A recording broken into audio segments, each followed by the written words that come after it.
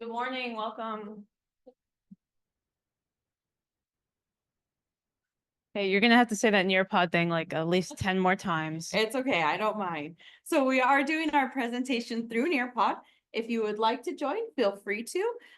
This is just a way to keep all of your notes collected, and it's also a way to make sure that everybody, either in person or online, is able to participate. We will have these slides downloaded as a PDF at the end, so don't feel like you absolutely need to, but it is an opportunity for you guys to jump in and share your thoughts with everybody that is attending here. If you are using a cell phone, it does work really well web-based, but it works even better if you download the app. You do not have to, but just know that sometimes you kind of have to zoom in, zoom out if you're just doing it web-based. Yeah, and just to add, that's also, we do have a few engagement pieces that is going to be within Nearpod because this is a hybrid session. We want to give both types of participants that opportunity. And also think of this as, this is also a testing. If you guys have not used or heard of Nearpod before, you have and you're curious, this is a way to see it in action. We do use Nearpod at our organization, and we'll get into that a little bit as a part of our presentation. Okay, so it is 8:02. We will get started. So if you do need this code, it will be right here at the top of the screen. So that's never going to go away. And if you have any questions, just let us know. Yeah, that's Nearpod. Yeah. Start us off, Nadia. Okay, thank you.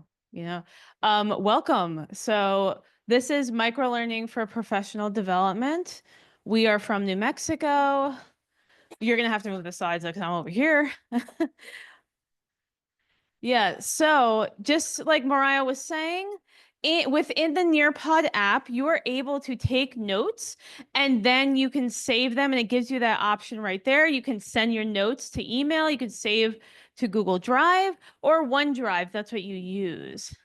So Nearpod is a very interactive platform used with students. We also use it with teachers when we do a little bit of a certain aspect of our professional development in New Mexico, which I'll get into.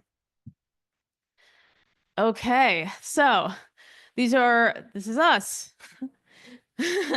My name is Nadia Cater. I am the professional learning coordinator at Propel. So Propel is the professional development body in New Mexico. And also, which we did not write here, and I apologize, within Propel, we have teams that focus on different topics of professional development. So Mariah and I are part of the distance education learning technology team, also known as the DELT team. Introduce yourself. My name is Mariah Lira. I am one of the senior consultants with Propel. I have been with Propel for about 5 years. I have loved every minute of it. Ooh, that came out weird. And I just absolutely love learning and sharing what I have with the field. Yeah, so this is kind of what we're going to today, our agenda. We got that, like our welcome, our introductions. We're gonna get into what is microlearning and our process. And then also we have a bit of a guide to help you get started on designing a microlearning lesson. Good morning, welcome.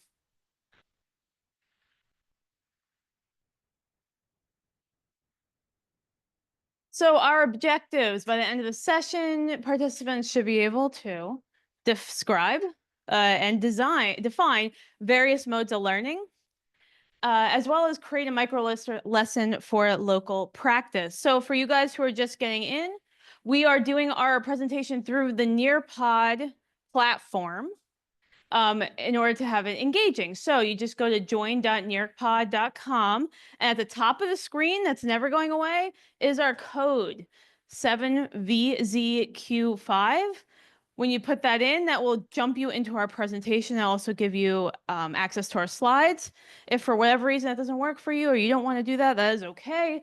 We will be uploading our slides as a PDF, so you can check them out later.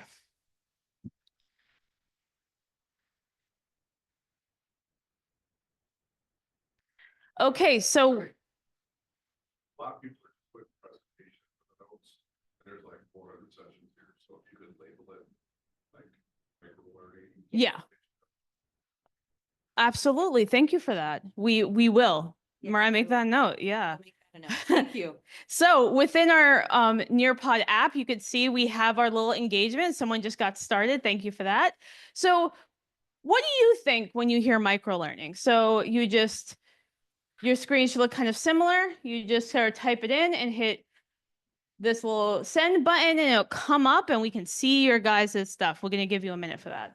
And if you are not using the Nearpod app, that is completely fine. Let's just kind of shout out some answers and we will type them in to the board. So just giving you a little time. Like I said, if you are not using the Nearpod app, that is fine. Just shout out what you think Nearpod is and we will type it in so that way we can all see it on the collaborative board. Oh, I love it. Yeah.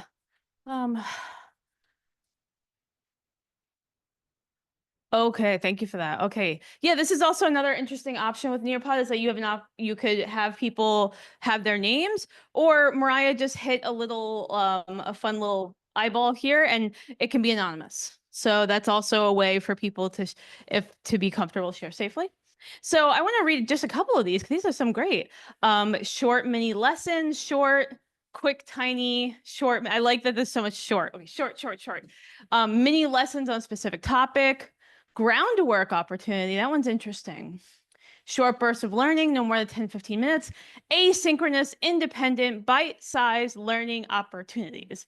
Chunked content that can be digested in one setting. Manageable, small learning opportunities.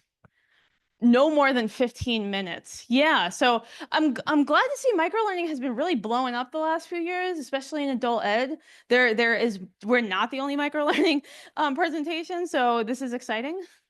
Why don't we jump ahead? Okay, so microlearning, I just want to get into this definition here. I used this book, Microlearning Short and Sweet by Carl M. Kapp and Robin DeFelice. It's about 180, 90 pages, pretty short. And it is a really great resource. It gives a lot of different examples from higher ed and corporate space.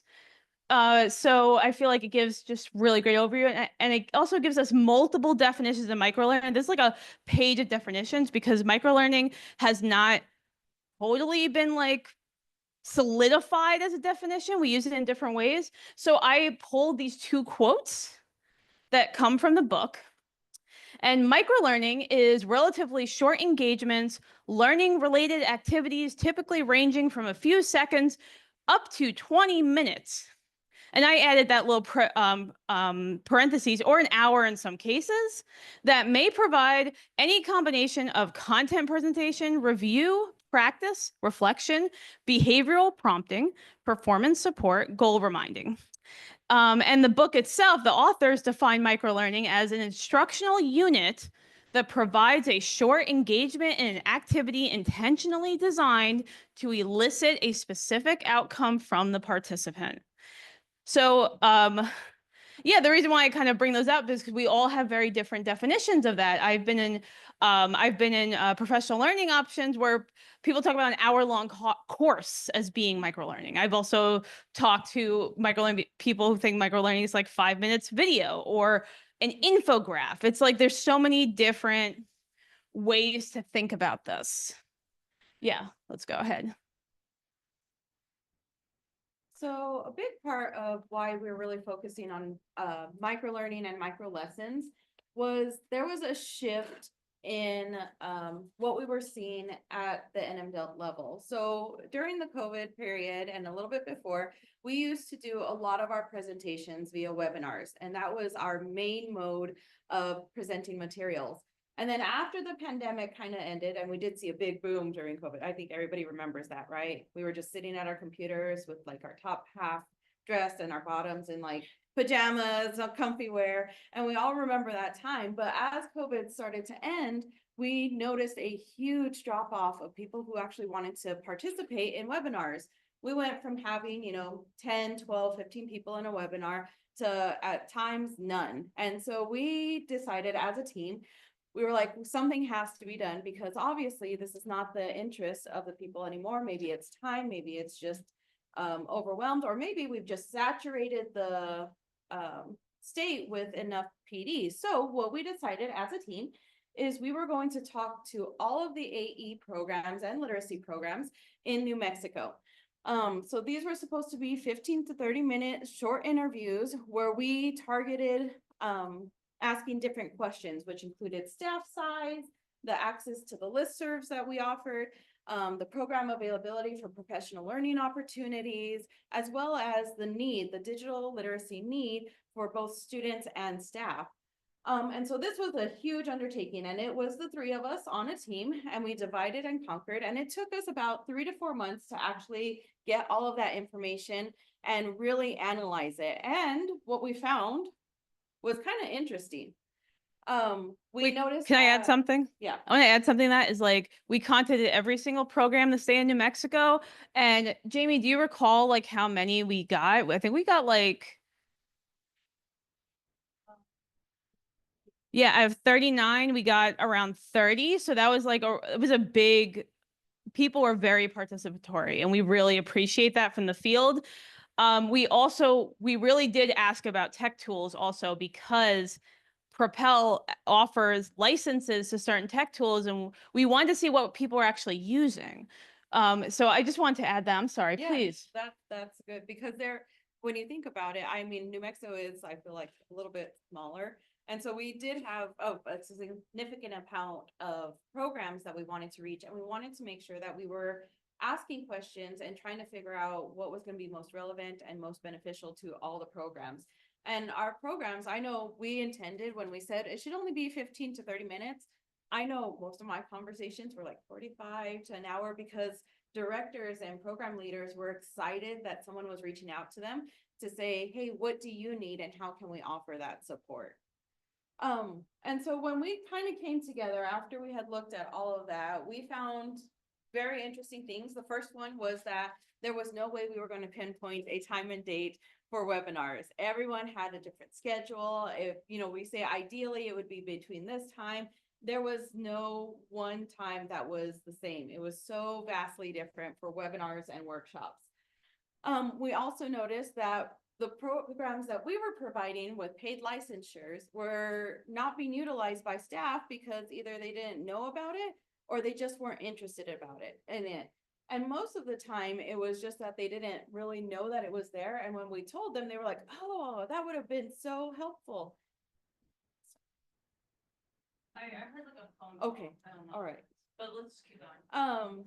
And then we also realized that the digital literacy skills and abilities of different people, like from the programs, were vastly different. We had some people who didn't feel like they needed support, and others that were like in desperate need, like we really need this. So we kind of kept looking, but the biggest thing that we found through all of this is that there was that desire for learning opportunities that were self-paced, those asynchronous, one-on-one, just give me something I can do on my own time so I can learn. And that was like the biggest thing that stuck out in our minds,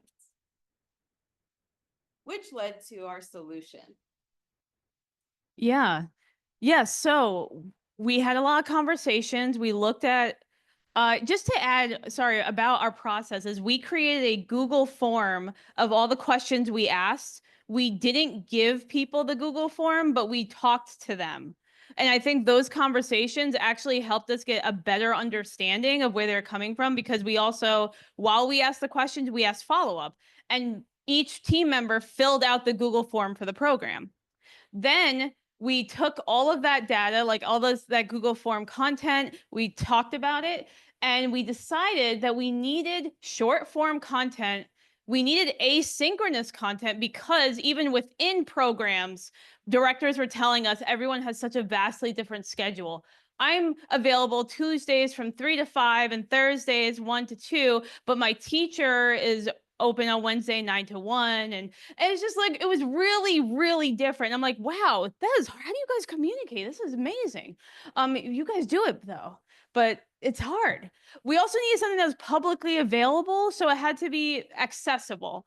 We wanted to focus on technology and also principles, because we were also seeing, again, there was this need for learning principles, educational principles, as well as technology. So we kind of sort of split that into introductions and sort of advanced tips with Google tools. And these are just some examples of our topics. So we covered a lot of Google Suite. We have videos on Classroom. We also have it on Gmail. We also have on Nearpod. So we have a series on Nearpod, and we have something called Goblin Tools. I'm just curious, has anyone ever heard of Goblin Tools? Okay, so Goblin Tools is a series of simple AI tools that was specifically designed to support neurodivergent people. So I did that series. That was kind of near and dear to me. And it's really cool. But we have this within the Nearpod. So you see that's a hyperlink to our YouTube playlist, which has all our videos. And I also provide this QR code if you guys are interested in checking that out later. Please, the slide. And so what we did, of course, this is kind of what our YouTube page looks like, excuse me, where we have all of these Tech Tuesdays. Now, Tech Tuesdays are no more than 5 minutes. Some of them are like writing just the edge of 5 minutes, but we really figured out that 5 minutes was that sweet spot. We really wanted to target a lot of content in as little time possible. So that way you're not sitting there for 30, 45 minutes. What would be a webinar? Because I know we've all said, oh, I'm going to go back and watch it later. And we usually press play and then we're doing something else on the side. So we were like 5 minutes is usually that time frame, that sweet spot. So that way we can be able to get all of the information and share it with the field as much as possible. So this is the link to some of the ones that we have of the Tech Tuesdays on the YouTube page. And again, it is accessible to everyone. It's public, so anyone can go in and look at it. Yes. Oh, the microphone audio. Sorry, here you go. Do you have, Oh yeah, it's for the online. okay, do you have to have a YouTube account, or is there anything that you have to pay for to have a YouTube channel? How do you set up a YouTube channel for your program? It's a great question. Good question. Jamie, you got that? Because you're kind of the YouTube person. So it is free. You don't have to pay anything. What you want to do is make sure that you're logged in with your work account or whichever account you're going to be using, and then you can create a channel. There's some steps you have to, complete. There's, you have to put in some information and you have to put in a phone number and verify it. They'll send you a code. But once you do that, your channel will be created and you can use it. So it's relatively simple. Yeah, and I just want to add this. I don't know if anyone's from corrections, but you probably know if you are from corrections, that generally corrections doesn't use Google products. YouTube is a Google product. So that's kind of a hard learned lesson we had when we were trying to show our YouTube channel in a corrections building and we could not open it. So just FYI, you guys didn't know that. So sorry, continue.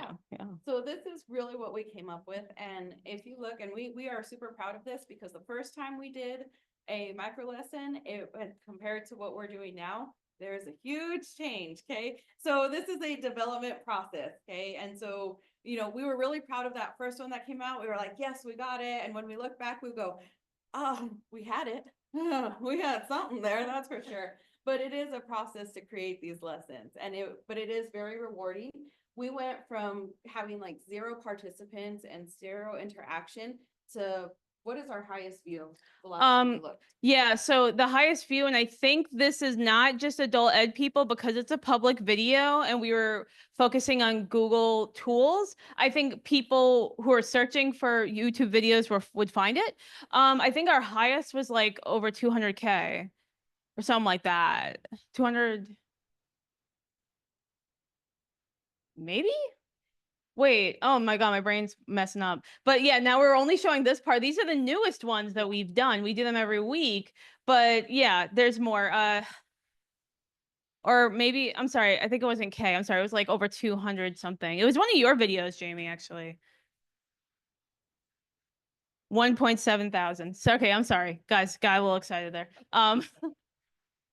Yeah, but it's definitely because people are searching. So it's not just all adult educators, but we've actually just from word of mouth and through our listservs, we have gotten a lot of excitement and engagement I would say like, because New Mexico is very community oriented, we allow word of mouth stuff. So people come up to us at conferences, be like, "Oh, I love your videos. I really like this last one you did.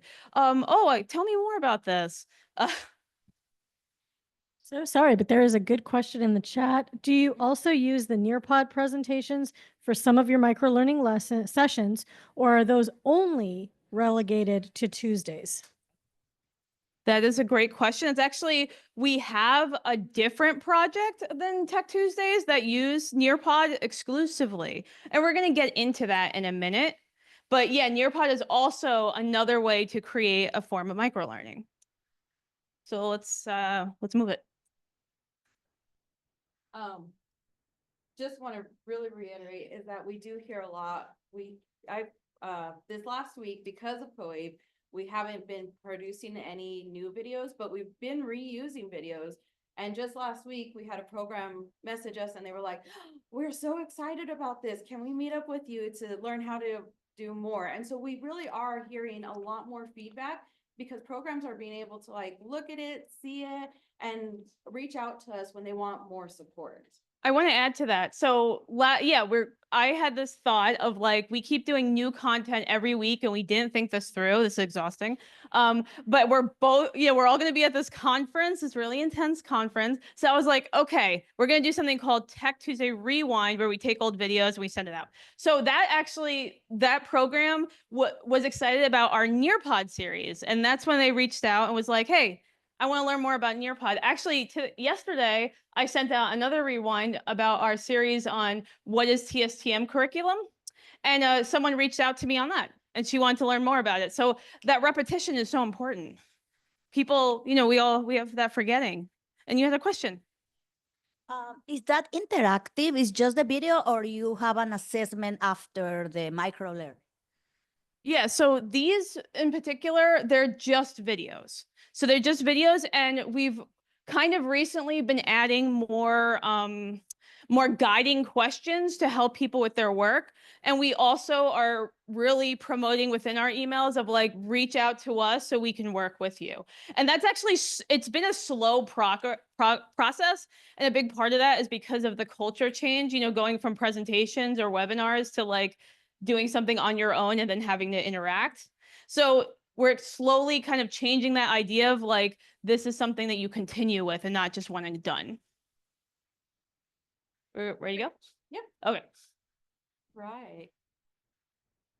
My favorite part of presentations are the questions. So that's why I'm always waiting. Okay. I love questions.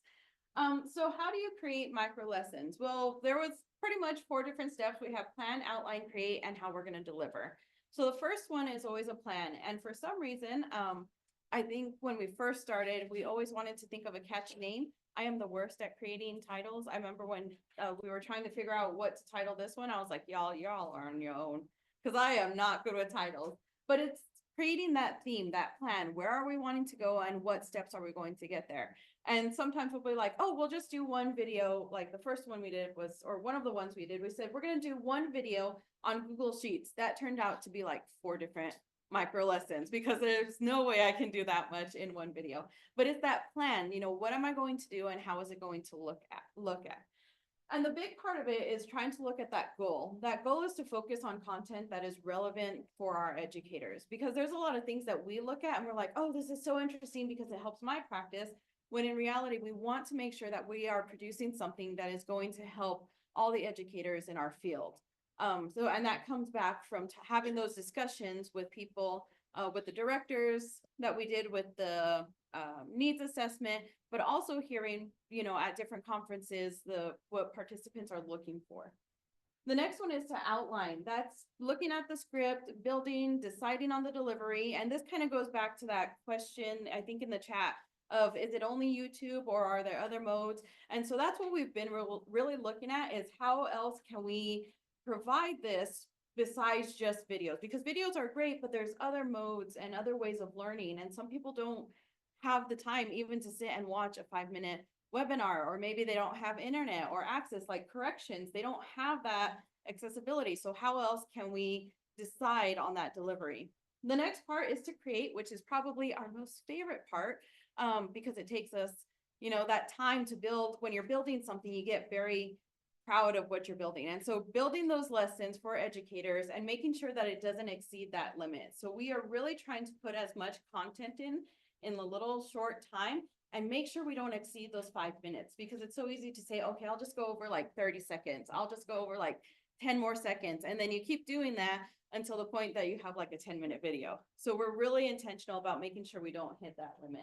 I use the I like the phrase, through constraint there's opportunity. So your constraint here is you have to really limit to the focused content, and you have to limit by time. And I like that you keep saying 5, because I told you guys 8. I was being really generous, but you really cut that down, and I think it's better. Because I know me likes to talk very much. And so I knew that myself, I had to say 5, but it really is the sweet spot for a lot of people, because if you look at kind of where people start to, and I see this more as like students, when I'm working with students, their attention span usually is about 3 minutes. But if you go longer than that 5, they tend to lose interest. I tend to lose the interest sometimes. So for me, I really found that sweet spot was 5 minutes. Sometimes, I don't think, have we had one that's gone over to 8? No, not yet. I think the closest would maybe 6, Yeah. even 7, but not really. But it's just that short and trying to figure out what is the need. So in reality, I know it's 5 minutes, but we all know that it does not take 5 minutes to make these videos. So how much time are you spending per week making one 5-minute video?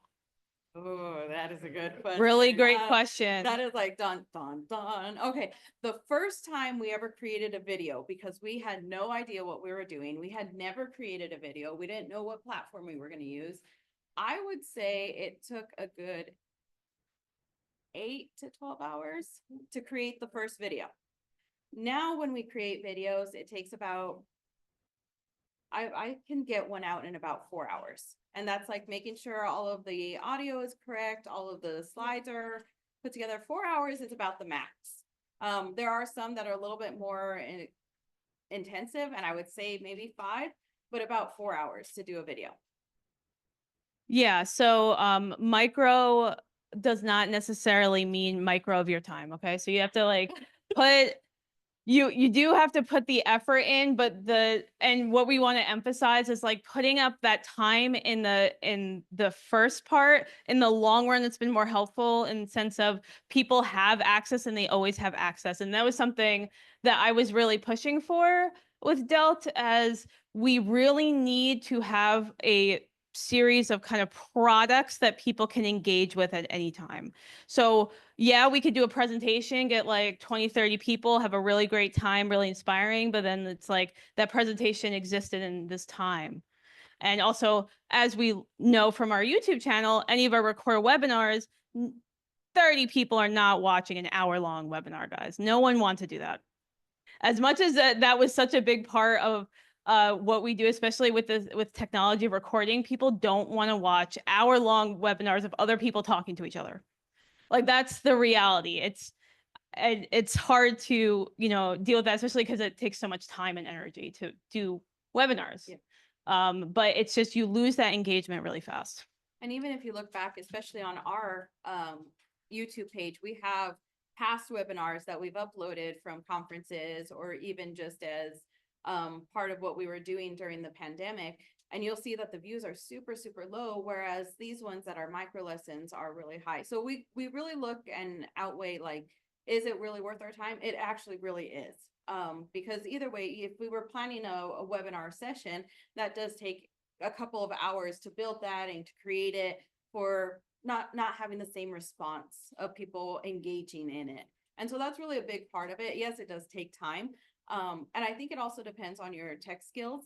I'm realizing myself now, as I'm getting a little bit better at it, it's taking me shorter and shorter amounts of time, just because now I know the shortcuts, now I know how to do it. So it's one of those things where you kind of have to outweigh, is it going to be worth it?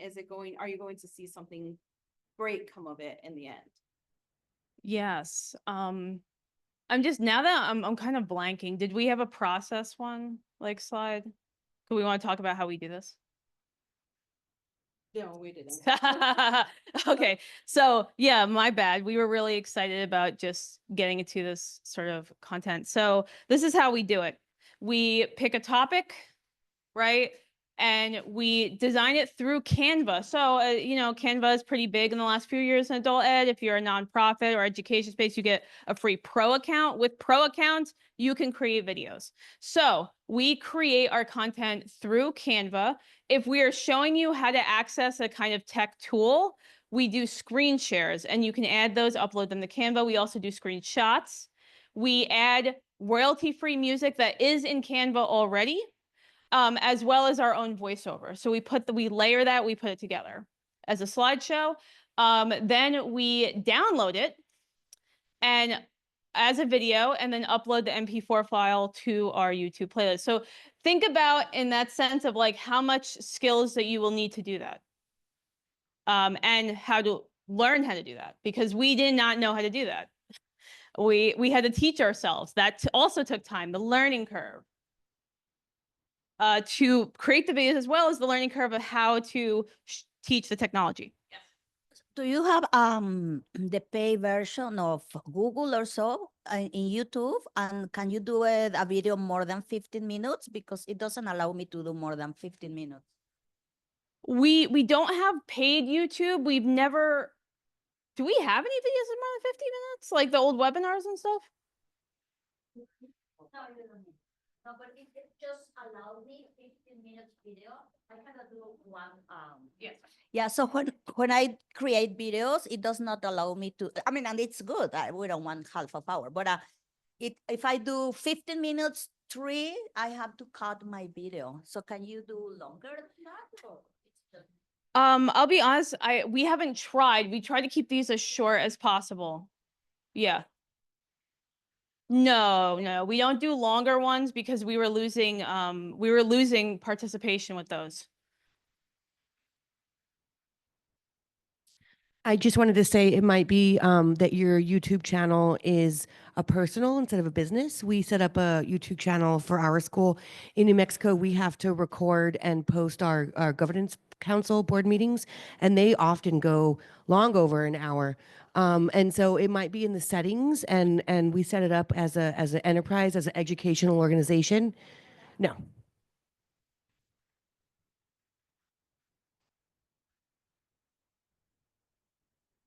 Okay. Oh, interesting. Okay. Yeah, but you can, yeah, you don't have to, you don't need a Google for Education account to upload these kind of YouTube videos. Yeah. Do we have any other questions? Okay. Just kind of going back on that, Google has all of the stuff for free. It won't give you all of the like premium access or features, excuse me, but everything Google Classroom, YouTube, all of that is a free product. Yeah. Of course. Yes, of course. Do you have anything more to say on this side, or want to move on? The only one is how we deliver it. So whenever we create a product, now it's like, all right, how are we going to get this to the field? And we've already told you, we put it on the YouTube site, but we also have our NMDELT site, which we put all of our links back to these YouTube videos, as well as sending out those emails. And so every teacher in New Mexico that is an adult ed teacher that has an NMDELT account or has requested to be on the listserv, they are sent these emails weekly. And if we get them to Nadia on time, because I'm horrible at that. So if we get them to Nadia on time, Nadia will schedule them to go out like around 10 o'clock in the morning every Tuesday. And so that's why we call them Tech Tuesdays, because that is how we are intending for participants to look at them. Is every Tuesday you should be getting a new tech tool to help you with your practice. Yeah, and we're trying to expand beyond instructional. We do have a lot of videos on instructional, but we also have a series of Google Sheets for administrators. So in addition to all that, we are a team. Actually, two of our consultants are not here. So I'm full-time at Propel. So DELT is one part of my job, but I have other responsibilities. Mariah is also a consultant. So she has another job, as a coordinator for a program, but she's paid up to 10 hours a week to do various DELT responsibilities. And one of them is creating these lessons. We actually rotate between topics. So I did the series on Google Tools. So that was those 3 videos. Mariah has done a lot of them, countless, especially the ones on Nearpod. And we also have licenses for a product called EdReady. Mariah did that. Jamie did Google Forms. So we constantly rotate. In addition to the tech kind of part of it, there's also that project management side, and that's the admin side. And that's kind of my role and how I take in this is I make sure we get our deadlines, we plan out our schedule, I send the emails to the listserv, and we as a team decide together if no one has made a suggestion on what tech tools we want to cover, we decide which ones we do. We're still working on the kind of getting more people to ask us for certain products. So how do we use microlearning? This is kind of what we were talking about a little earlier. So we have our Tech Tuesday, which is what mostly we've been talking about today, and that's what we're talking about. As well as we have a series that one of our consultants, her name is Jennifer, who does on her own called Mental Health Mondays. And those microlearning are mini lessons that she builds in Nearpod that we upload to our website and we send them out to the field as URLs. So anyone can use them. We also encourage people to use them with their classes if they're interested, but they're focused on various topics. We also recently in the last month started doing infograph updates. So our Tech Tuesdays, not just videos, we'll have here's a PDF of an infograph of something. And coming soon, this is a project that I'm working on, is what's called a Getting Started guide. From communicating anecdotally, I've been having these conversations where people just don't know where to start. And we're realizing that the digital literacy is so varied in our field that we have people who I had conversations with teachers who are working with AI and their students. And then I had conversations at the same conference with teachers who didn't know how to use a different browser. So I was like, okay, we need to target different audiences. And that's also another key with microlearning, your audience. So getting started, what I'm trying to work on with that would be really simple, one page. How do you start with any kind of tool? I've been working on something that's a little chaotic right now, but trying to do one on just online teaching, very brief. Here's how you get started, because there's been turnover and people don't have this COVID memory. So like, I don't know, I didn't teach online back then. Okay, we're gonna do a one pager. So that one is still very messy and a very early start, very early, but these are like four actually different methodologies of microlearning. We have video, we have interactive lesson, we have a infograph, and then we're going to have one page guides that are all text and pictures. So this goes back to answer that question that we said we were coming to, is that all of these lessons, we're really trying to, as Nadia said, provide different outlets, provide different ways that you guys could learn, because learning is so different and people learn differently. And so we want to make sure that we are targeting everyone that we can. Okay. And then this is our webpage with all of the Mental Health Mondays and the Tech Tuesdays. So I just really quickly wanted to show this. These are our Mental Health Mondays, and they are through Nearpod. So they're just really quick lessons. These lessons are a little bit longer. They're still micro, but they're intended to be about 10 to 20 minutes of a person's time. And we have had a lot of feedback about these as well, that they're like, these are great. I'm using them in my classrooms. And so these are also something that you can take and run with as well. But again, word of mouth, like we're really trying to get more people to communicate with the listservs, but a lot of times it's really people seeing us in person being like, oh, let me tell you about this thing I'm doing in my class. So it's that culture change that we're working on too. There's a lot of moving parts here. Okay, so this is back to me. So microlearning is actually a part of a kind of ecosystem I think of. Microlearning is not meant to replace larger forms of content, but it's meant to be supplemental. So here's an example from a really heady text that's really expensive, so I didn't buy it, called Didactics of Microlearning. And how this writer, this theorist, has kind of defined microlearning within the different modes. He called it macro, meso, and micro. So macro would be the global or overall curriculum, so larger. Meso, of course, intermediate course level, and micro is smallest instructional unit. Meso could also be individual lessons too. So it's kind of wide ranging. So here's an example that I adapted from the book where it's macro. The macro would be the computer science degree, so entire degree, right? That's like 2 to 4 years or even longer. A meso would probably be one course, so that could be a couple weeks. A micro would probably be like a flashcard of terms, like if you're studying for a specific exam. So I wanted to show this because I feel like what's kind of missing sometimes is that what is microlearning and how does it fit into the bigger system? Because again, microlearning, you're not supposed to replace larger things. We're just chunking. Just like you didn't replace your entire class with just small chunks, but you broke them up into small chunks, right?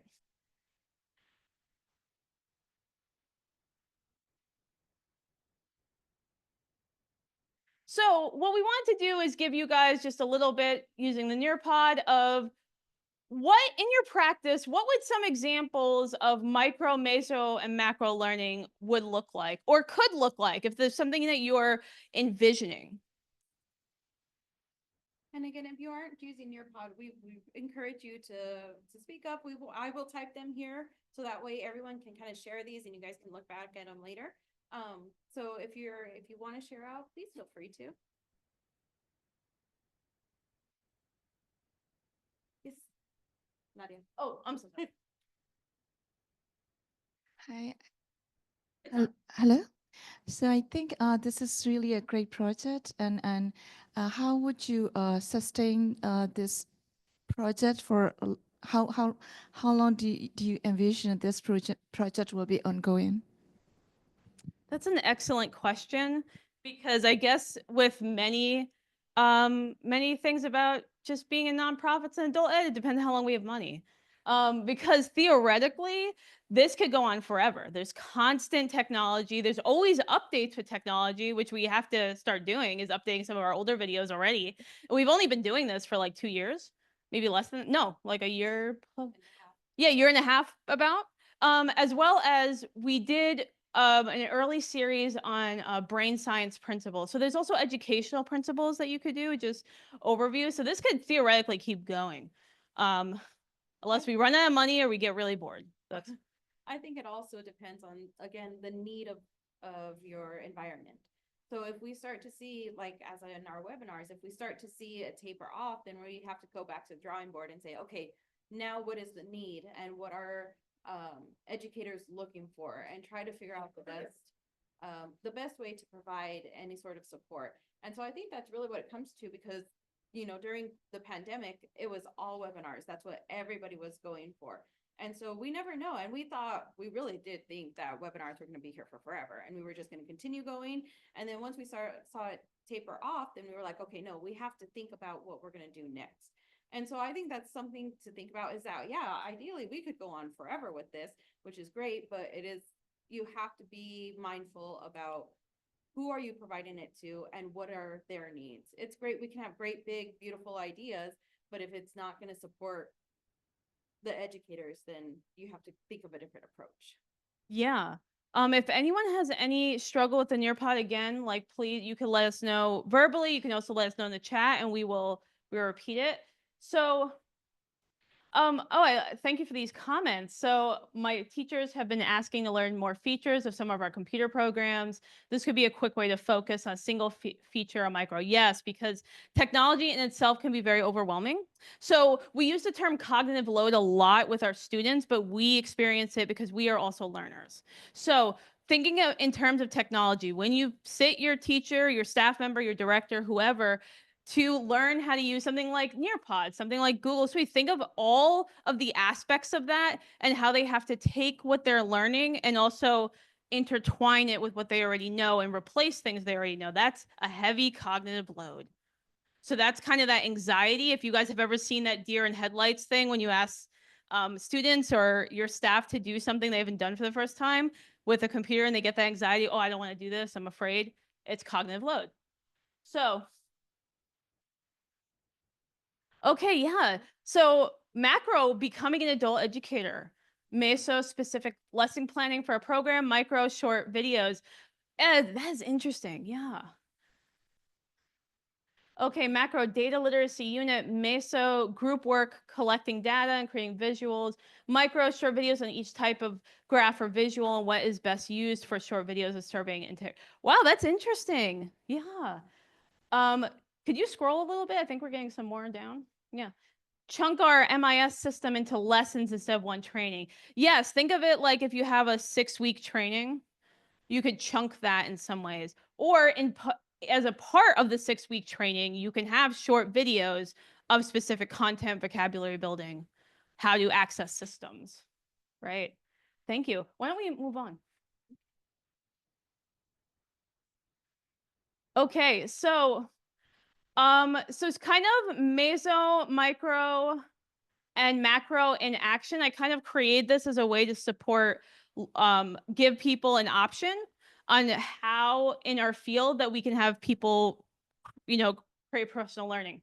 So we have a 2-day hybrid training called our Google Intensive that Mariah has designed. It's incredible and it's intensive. It's like, what, 4 hours each day? So no, total, it's a 12-hour training broken up into 2 days as well as pre and post work. So that is an intensive that is definitely not microlearning. But we have this pathway as an idea of like, how can you become a Google educator? So this is kind of what I put together, which is 1, you attend the Google Intensive. You get a big overview of how to use all the tools in Google Suite. 2, you watch our Tech Tuesday videos. So you got those little individuals, know-hows. 3, you use the Google Applied Digital Skills Library. Has anyone heard of that? Yeah, so Google Applied Digital Skills are great lessons that Google provides for adult learners as to how to use their tools. And there's so many different kinds of tools in there, as well as different types of lessons using Google tools, right?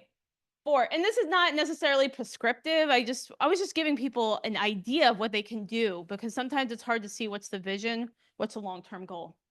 So this is theoretically could be like a year of someone's professional learning. Okay, so we have watch our short videos, practice along, take notes, do Google Applied Digital Skills, similar, and then sort of test your knowledge by getting a Google Educator certification, right? Which is, that costs like $10. We don't provide those free licenses, but what they do is how would you describe the Google Educator? It's a certificate, so it tests your mastery of the Google tools.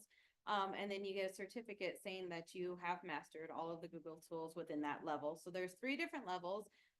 Level 1 is very like how to implement in the classroom those tools, and level 2 I am still working on. It's just a little bit more extensive of more of the administration portion. Thank you. That's perfect. And the last one, and or teach others. So one thing that we don't give enough credit for is teaching others as a form of professional learning. And we want to encourage more people to present at conferences. We have mini conferences called Teachers and Educator Institutes. So this is like a theoretical pathway, and you can see it kind of builds into a mastery level. So this would kind of be a macro, right? And then some individual pieces are meso and micro. And they don't necessarily have to be in this order, but this was just an idea. Yeah, and this again was to show that we don't, here at Propel and in NMDELT, we're not trying to get rid of that larger learning. We're just trying to support and use different ways. So like Nadia said, is that we have different ones, like this would be that macro, whereas the Tech Tuesdays would be micro. The digital applied would be the meso. So all of these work together. It's never to replace one, but it's to enhance each kind of learning. I would say the Google Intensive's also a meso. Yeah. Yeah. So this is kind of what we were talking about, of an example, and also just a very brief kind of, I use the term abstract, but it really is just kind of a guide of how to create your own microlearning. So this is also interactive. You guys could draw on this. It looks kind of small, but we'll figure it out. You can also add text within the Nearpod. And as we've mentioned, you can also tell us through the chat, through if you want to get off the mic, if you want to talk on here in person, of just some ideas of how we could use micro learning. So I have an example here, just a sample. So the audience would be ABE students. The topic would be accessing Google Classroom. And our learning objective will be new ABE students will be able to log into Google Classroom and access the resource hub for class. The modality would be a YouTube video with voiceover. And the tech needed to create this microlearning, a screen capture, a microphone for recording, and a video editing tool. And then the video duration will be 3 minutes. So I wanted to use an example of with students because microlearning could be used with any kind of audience.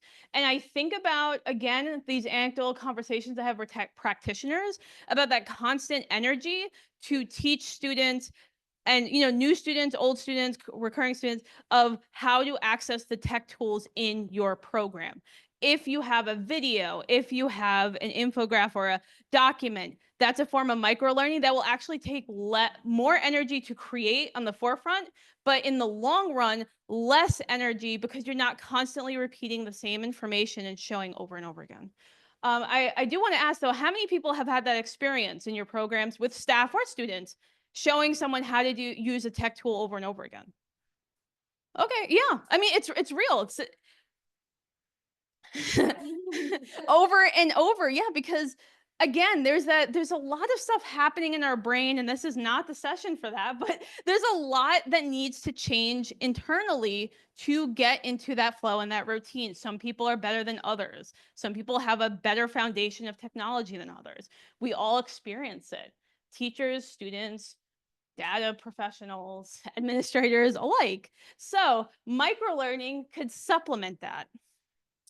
So I will ask you guys if you have any thoughts or ideas or want to try on your own, just thinking off the top of your head, how might you use microlearning in your own practice to add to the Nearpod, or tell us. So we do have a comment in the chat. I've made short videos to review an online task that was taught in class for people to revisit if they forget. That's an excellent example. Yes. With some of our more experienced or older teachers who are not as familiar with technology, we have teacher mentors who are having to teach them the same thing over and over and over again. So that would be a great way to use this so that the teacher who is struggling can refer back to that micro video. Exactly, because repetition, I'm going to get to you in a second. Repetition is part of learning. We teach this already. We know this, right? Why don't we use it ourselves? So imagine like the microlearning will not replace the mentor teacher, but that is a resource for the student. And then the master teacher could come in and just support. We're converting to the Canvas platform in August, and there's a lot of anxiety. So I could see doing some of these micro lessons to try and ease them in on certain components of that transition. Excellent. I know there's, in my state at least, we have courses, about like if you're an ELA teacher, how to, kind of big courses about how to be an ELA teacher or a math teacher. But I think that you could use microlearning to kind of demonstrate maybe some specific instructional routines that teachers could use, just like a short 5-minute demonstration of that with some resources. That is excellent. Right when you said that, I'm like, oh, imagine if you had a 5-minute video of how to do a KWL chart for your teachers.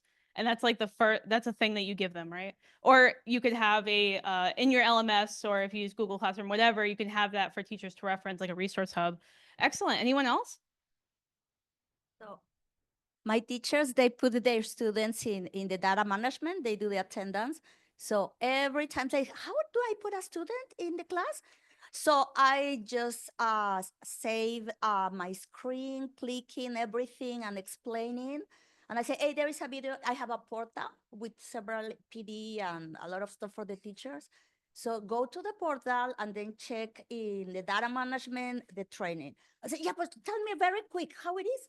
So they don't use it. I don't know how to make them to see the video. but it helps for the new student, the new teachers helps a lot. I don't have to repeat it again.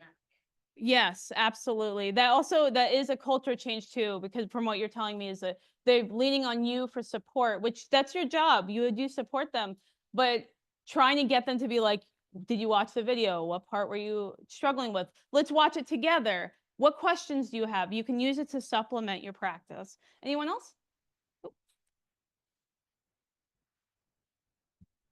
Okay, one other person said, one of my teachers made short videos to share with students on features of the GED calculator. And one other person said you could put a shortcut on their desktop. So I think those are unrelated, but I think it was a response to. Yeah, you can. Yeah, that's actually great. You can also add this to your computers at work, right? Your work computers, and like I said, you can have an online resource hub, or even if you do stuff on paper, that is still micro learning. So these are some really great ideas. I'm so excited. Was there any other questions? Okay.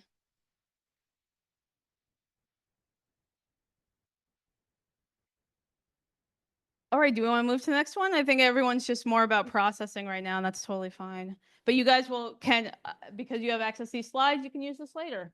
And this is kind of like a guide for us, for you. So this was really just an outline, like how, again, kind of that, oh my goodness, you just gave us a whole lot of information. Where do I start? This is like a very basic outline. This is something that you could run with, like, who am I trying to target, and run through the different steps. And then from there, build on, okay, now how am I going to create it? What is my delivery method? Like, this is just to get you started. And that was what we were hoping for. So I know a lot of times when I'm at conferences and I listen, I'm like, oh, that's great, but I don't have like an action plan. I don't have anything to take back. So this is designed to be that take back for you. So you have a place to start.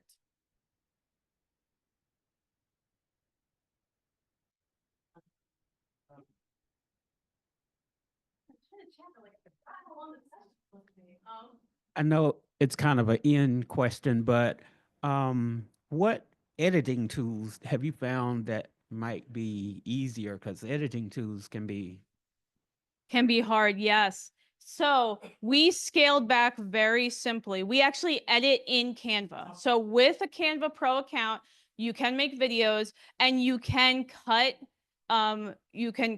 stuff. So Canva actually has a lot of, they actually use microlearning too. They have Canva Learn. So Canva Learn has a bunch of really short videos and little lessons on like very simple things. Here's how you copy and paste within Canva. Here's how you duplicate. Here's how you like.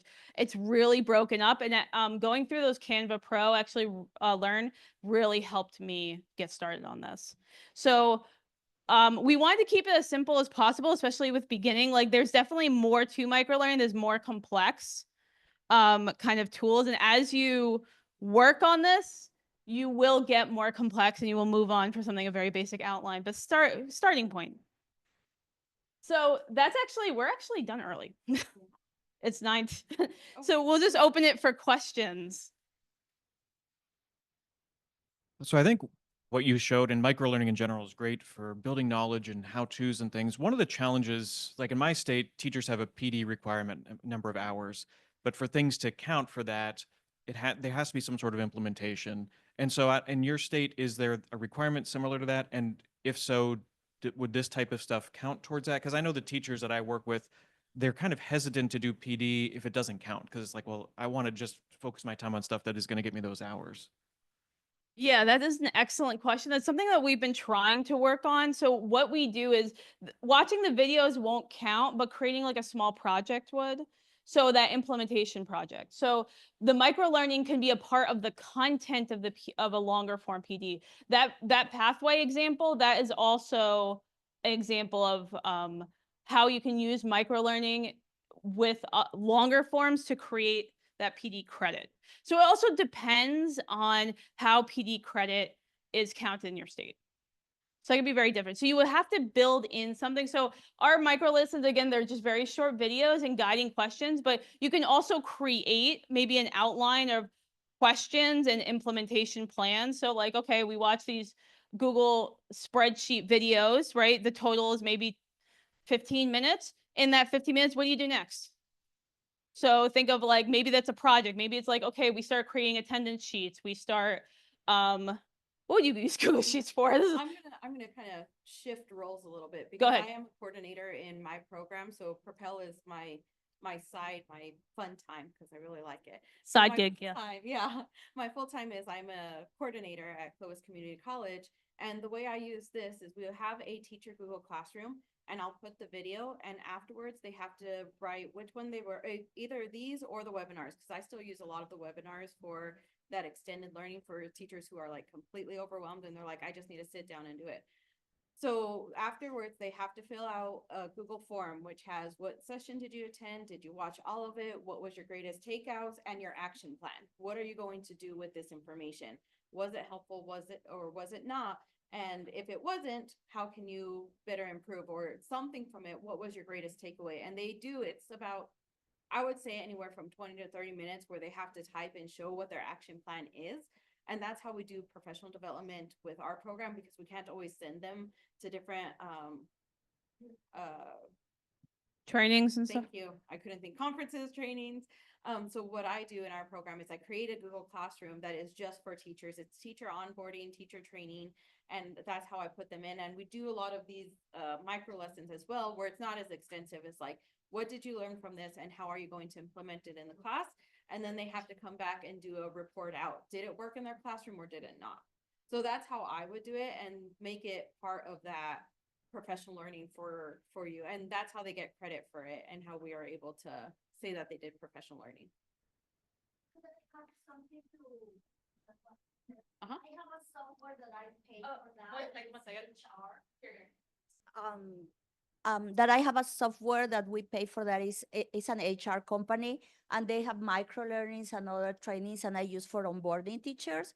And I count as a professional development to the teacher. So they provide a little certificate, but they have time management, cybersecurity, DEI, all of those things. And I mean, I haven't asked my state, but they do a certificate, and I put as a professional development because it's part of the development of the teachers.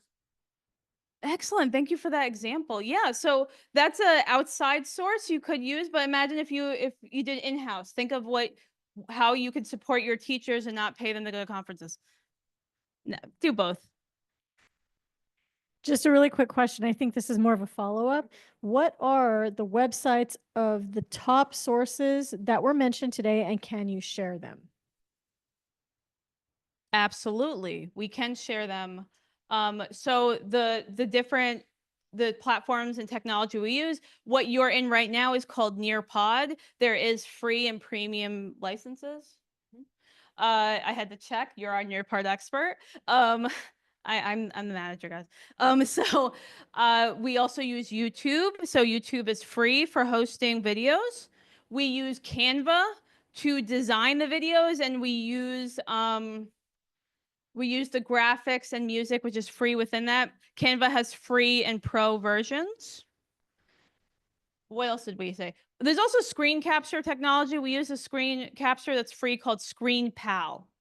So when we're showing people how to click, how to go to this website, whatever, we'll record our own screens and then upload that into Canva. We actually have a few minutes. Would it be weird to show a video? Can we do that? We didn't plan that because I was being a little conservative with time today. But you can also say no, Mariah. You can also say no. How about you want to do Goblin Tools, the judge? The judge. Yeah. Let's see if it works.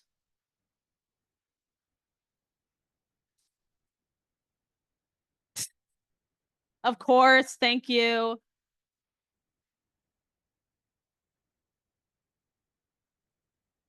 Oh, interesting. Okay. We'll see if this works, because I was in a session where someone tried to go to YouTube and it didn't And it work, but didn't finger work, yeah. crossed. Finger crossed.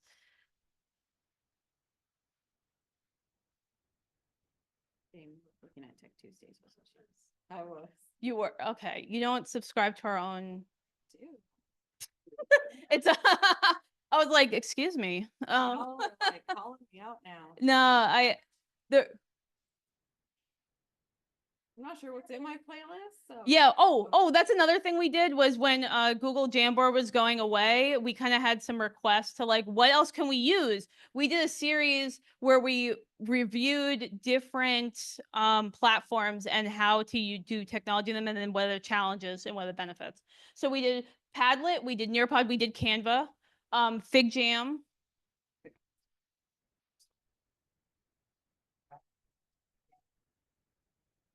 You want to make it large screen?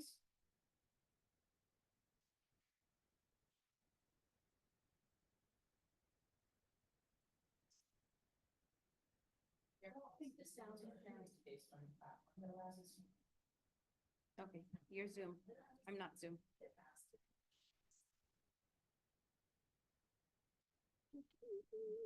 Yeah, this. We're gonna redo a share.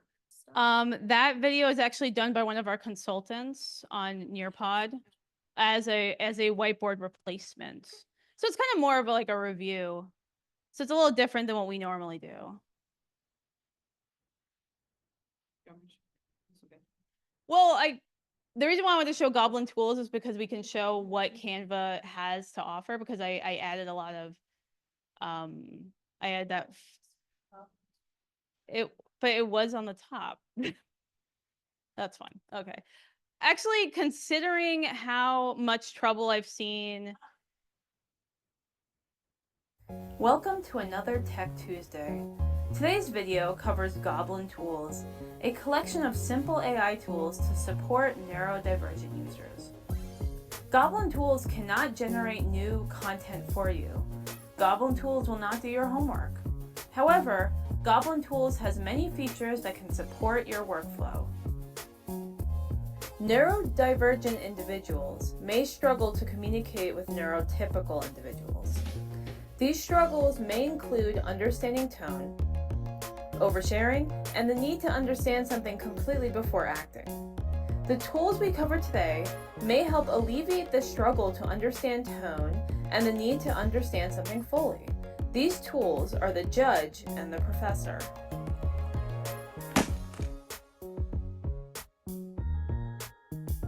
The judge is a tool to help determine the emotional tone of what was said or written to you. Enter the text you want it to judge, then select the Judge button. As you can see, the judge gives many examples of how the sentence can be interpreted. In addition, it suggests a response that may help alleviate tension.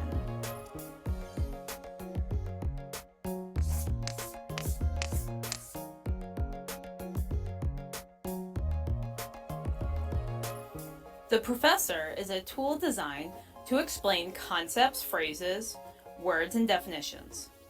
Just type in what you need explained, and the professor will give you the definition and an example. You enter the text in the top text box and select Explain. Underneath that text box, an explanation or definition shows up, and under the second text box, there is a third text box with an illustrated example. You can adjust the complexity of the definition by moving the spiciness level meter.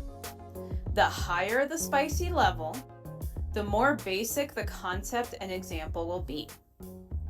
We are at 1, or as complex as it can be. Let's see what happens when we move it to 5 and select the Explain button.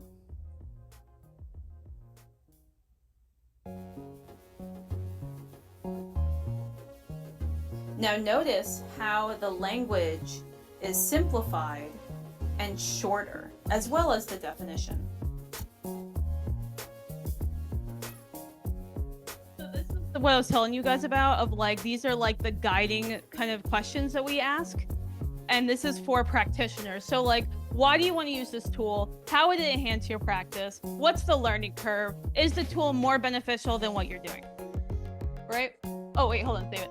Yeah, so this is kind of how we design it, and this is our team. That's my favorite part, and I wonder if anyone waits that long to see it. So the reason why I wanted to show that tool is because it is a tool that can be used with students and can be used with staff. And it's also a very simple overview that you can copy and practice yourself. So that was one example. We have a bunch of videos now. And does anyone have any other questions? Yeah, thank you. We're almost there. Okay, guys, thank you so much for your time. This is us. Please contact us if you want more information or you want to just chat about how microlearning could help you. Thank you.